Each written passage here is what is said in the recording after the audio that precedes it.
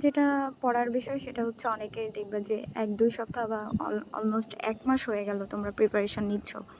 তোমাদের পরীক্ষার অবস্থা উইকলি বলো, ডেইলি পরীক্ষা বলো, খুব ম্যাক্সিমাম 99% এর অনেক খারাপ। 1% আছে যারা এটার সাথে ওভারকাম করতে পারছে। তো তোমরা অনেকে চেষ্টা করো যে ও আজকে ফার্স্ট হইছে, আমি চেষ্টা করব, আমি কালকে দেখাই দিব যে আমি ফার্স্ট হব। না, এটা একদমই ভুল ধারণা। তুমি জীবনে এক লাফে ফার্স্ট হইতে পারবা না, তোমার দরকারও নাই। তুমি ধরো সাপোজ আজকে 20-এর মধ্যে তুমি 6 মার্ক পাইছো, সাপোজ এমসিকিউ এ। তো সে যেটাই পরীক্ষা হোক না, যেটার প্রিপারেশন নাও না কেন, তো 6 মার্ক পাইছো, তোমার চেষ্টা হবে যে আগামীকাল যেন তোমার থেকে তুমি বেটার পাও।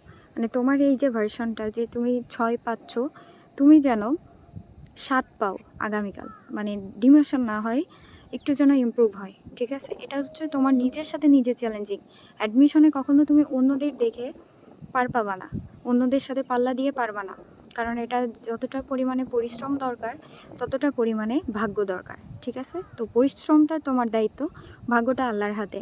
তো এখানে কথা হচ্ছে নিজের সাথে নিজের চ্যালেঞ্জটা। তুমি দেখবা যে 2-1 দিন প্রথম 2-1 দিন সবাই খুব ভালো পড়াশোনা করে, রাত 2টা পর্যন্ত, 3টা পর্যন্ত। এরপরে কি হয়, কনসিস্টেন্সি মেনটেন করাটা টাফ হয়ে যায়, কেউ পারে না।